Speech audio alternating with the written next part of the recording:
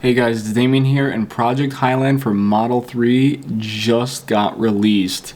Not even that long ago, 31 minutes ago was an article that was just written about it, and it was released in Europe, not yet in North America. So let's get to this article. Now, just a few hours after photos leaked of the upcoming Tesla Model 3 refresh condemned Project Highland, Tesla has officially unveiled its highly anticipated facelift in Europe. The refresh includes a facelifted front-end design, interior changes like more screen space, including a new rear display, and increased range, which we'll get to in a sec, and it really is an improvement as far as range goes. Tesla says the refresh replaces more than half of the parts in the vehicle, though we're not exactly sure how it measures that metric. The most striking change is obviously the new design, which keeps most of the same look of the current Model 3, but changes the front end to look sleeker, removing the somewhat bulbous bump in the front end of the current Model 3. So it's definitely sleeker, and it is taking a characteristic of the new Roadster that is supposed to be coming out. We saw this front end, a leaked photo back in April, which was an uncovered Model 3, which everybody saw because that went viral, and it looks like it was the real thing all along. Now we have actual photos from Tesla, so you can see the changes in their full glory. I have close-up photos of all these, but they might have also included a brand new ultra red color, which they're going to talk about here. Ultra red color replacing the current red multicoat, but this color may only be available in Europe. We'll have to wait for more word from Tesla on this one. So hopefully they can bring that to America, but I know they're trying to make distinct changes between the cars that we have here in America as well as the ones out in Europe. The headlights have also gotten narrower and more aggressive looking, in keeping with the general changes to make the front end look sleeker. Tesla says that the refresh Model 3 will have longer range, rated 344 miles for the rear wheel version, 421 miles for the long range, both 18-inch aero wheels. These numbers are an 11 to 12% improvement from the ratings for the Model 3.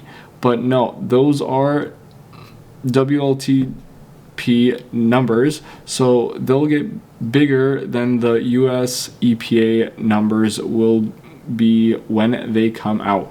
If we expect a similar 11 to 12% improvement, then you'll see roughly 300 miles EPA range on the SR and 370 miles on the LR.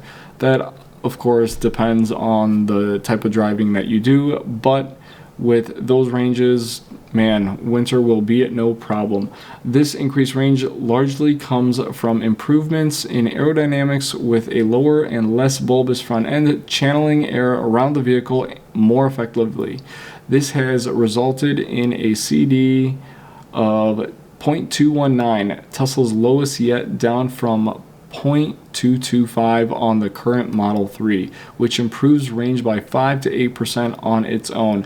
So I'm pretty sure that is drag coefficient that they're talking about. So the fact that it's just an improvement of the manufacturing that they've done on the facelift just made it increase in range by 5 to 8%, which is huge. Every little bit does count. Another improvement is the new wheel cover inserts, which strike a compromise between consumers, man, I can't read today, desires for larger looking wheels and more range. Aerodynamic wheel inserts can increase range by a lot, but many think wheels look better without the caps. Personally, I disagree, but whatever floats your boat, which I agree. If you like the caps on, leave them on. If not, whatever you think will make that Model 3 look extremely sharp to you. Now, the significant slate of interior changes as well. A new rear 8-inch touchscreen giving rear seat passengers control over climate change and entertainment, which the current Model S and Model X currently have. deleted stocks on the steering column. Holy cow, I didn't even notice that, and I was just looking at these photos. So no stocks, much as in the Model S and X, with the gear selector now on the touchscreen and the turn signals on the left and the left side of steering wheel. Ventilated front seats, which can be controlled from outside the vehicle through Tesla's phone app, heating or cooling them up before you get in the car. Cushier rear seats, now perforated but now ventilated, not ventilated like the front seats. The sound system has up to 17 speakers from 14, and the speaker system already is quite amazing. So 3 more speakers might make that much more of a difference. Improved Bluetooth microphone performance, improved Wi-Fi and Bluetooth for better connectivity to routers and phone keys, a quieter interior than the original Model 3 due to several changes to aerodynamics and materials. Customizable interior ambient lighting, which I cannot wait to show you guys because that's completely new. Larger rear trunk up to 594 liters from 561, so you'll definitely have a lot more cargo space in the trunk of the Model 3. Changes are now live on Tesla's European sites, where the refreshed Model 3 is now available for order. Deliveries begin in October in left-hand drive markets in Europe and the Middle East, though Tesla has not yet announced when they will begin for North America. So here in America, we're definitely going to have to do a little bit more waiting. We don't have pricing for North America yet either, but in Norway, the SR version is the same base price as before, and long-range version is $10,000 or $941 more expensive, which is really not even that bad, especially since Tesla's prices do tend to fluctuate. So far, no performance Highland version has been announced. So here are some really quick photos of the sleek design of the bumper and much sleeker design headlights. We got the steering wheel that pretty much almost looks like the Model S and the Model X, but definitely really sleek. It definitely has those touch sensitive keypads on the steering wheel here. And the massive T logo is not there anymore, so it's just, definitely a lot sleeker. I'm not sure if I could tell whether or not the screen is bigger, but maybe we'll find out about that. The taillights are completely different, and, well, now it says Tesla in the back instead of having that T-shape. So, yeah, I was trying to follow the cargo, or the rear lines to see where this trunk opens up, but it might be a hatchback in a way, which might have helped them improve the way they open the trunk, but by the looks of it, I do not think this is a hatchback, because this is a pretty similar design where it cuts off here and the trunk just opens up without with the windshield staying where it's at. But anyways, pretty sleek design there.